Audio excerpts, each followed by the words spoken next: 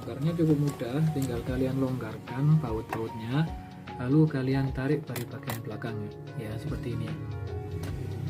Ya, ini udah terbuka. Yang ini yang mau kita upgrade ke NVMe tadi ya. Jadi kita lepas.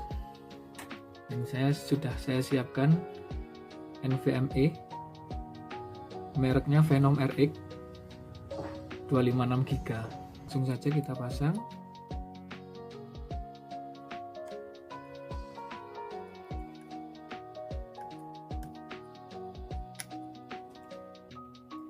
Oke, kita pasang.